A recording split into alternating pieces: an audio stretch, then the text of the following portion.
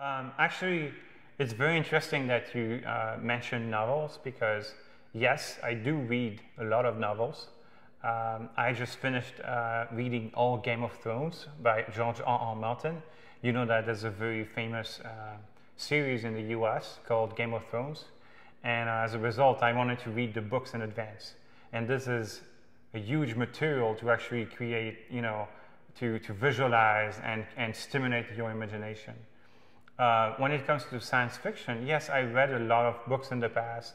I've been a science fiction reader for many years, whether it be Greg Bear or a lot of other authors, Philip K. Dick, for example.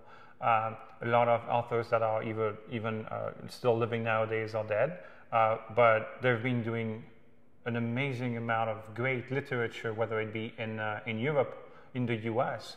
It's been amazing, and it's true. I'm a very avid reader. I actually read a lot. Yes.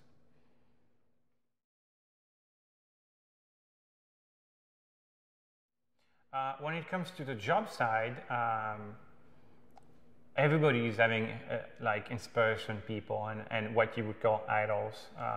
I think when it comes to the industry, there are people in the past that have been paving the way to great design. Some of them, for example, like Craig Barnes, an American concept artist that did a lot in like 20 years ago to push Photoshop forward. But you would also have Sid Mead, and Sid Mead is somebody that he's been an amazing visionary artist in the 60s, defining a lot of what you could find in even Blade Runner or other, you know, you also have Jean Giraud, Moebius, a French comic artist. All these people have been having a huge influence on me, but also people around me. Maybe not idols, but at least very inspirational people and friends. And it's great to surround yourself with the people that you find very creative.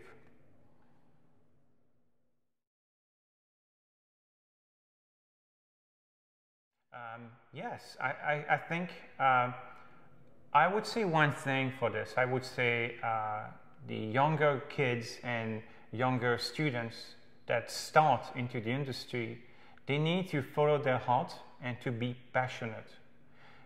We have to put that back in context. 20 years ago, there were just a few concept artists. Today, you have thousands and thousands. The difference is that the industry has been growing a lot, and it does make a lot of, it's a lot of change. When you were actually good 20 years ago, you would have a job. Today, if you are good, you may not end up having a job. You need to be more than good because there are so many of us, you see. So there's more competition. That's a sure fact. The other thing also is that 25, 30 years ago, when it comes to digital techniques, when it comes to a lot of what we were doing on computers, back in the days, I'm 43 now, and back in the days, nobody was telling us how to do all that stuff. We were not having any models. We had to do it ourselves. See what I mean? Today's students, they have us as models. We can actually explain to them how to create faster, better with new techniques. So in a certain way, back in the days, we were very slow because we had to invent everything ourselves. But nowadays, students have all that material ready for them to be used. They should not take it for granted. They still need to study a lot. And of course, I will always insist to say that traditional techniques, sketching, painting on paper, knowing what are complementary tones, reading a chromatic circle, and listening to their teachers is still something that needs to prevail. It's vital for them to understand the basics of art. And after that, they can experiment themselves with a lot of new techniques, and they can actually find their own way. But you still need to learn about the basics of art and about art knowledge and art history.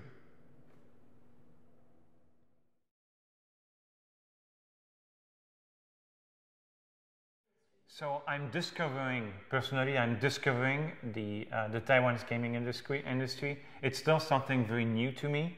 I think culturally, there are, of course, a lot of differences between the US, Europe, and Asia when it comes to video games.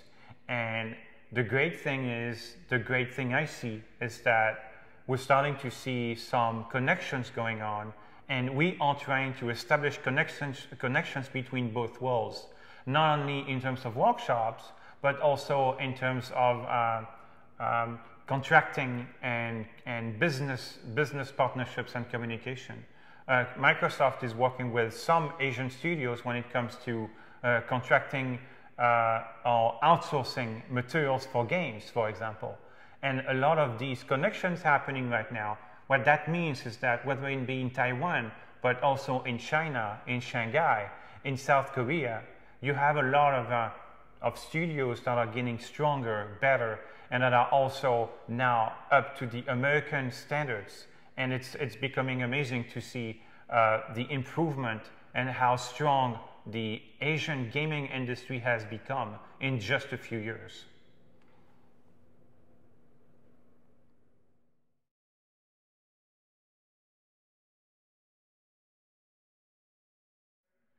I've seen so much in a single day. I would say in a few hours.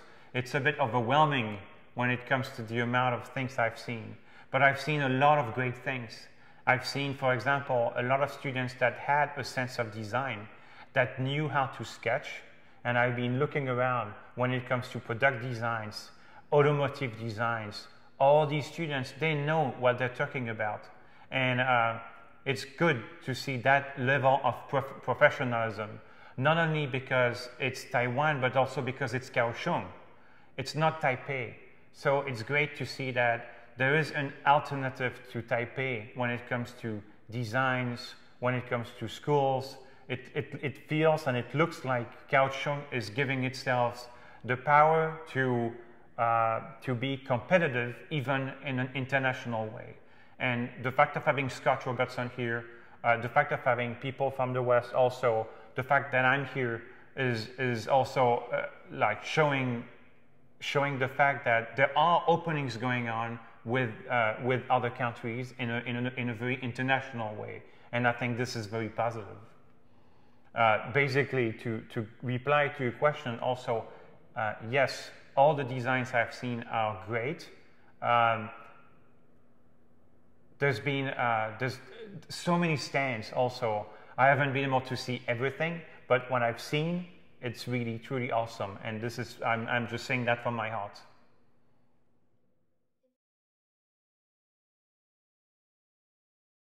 I'm not an expert enough to look at the differences between Taipei and Kaohsiung. I haven't seen enough of what has been going on in Taipei. I've done one workshop in Taipei, explaining my work to Taipei students, for example, but I don't know enough about what they can do. Obviously, they have a lot of companies in Taipei, a lot of video game companies, and they look to be very professional. Now, when it comes to the differences with Kaohsiung, I will need to learn more about both cities by even coming back a third year and even knowing more about Taiwan. I know that I love Taiwan. I've been here for the second time. There's something that I find very touching with the people, with the country, with the way people act, and I just love that. So I will learn more about what you're talking about here and the differences between both cities. Okay, thank you. That's the end of our interview. Thank you. Very honored to reply to your questions.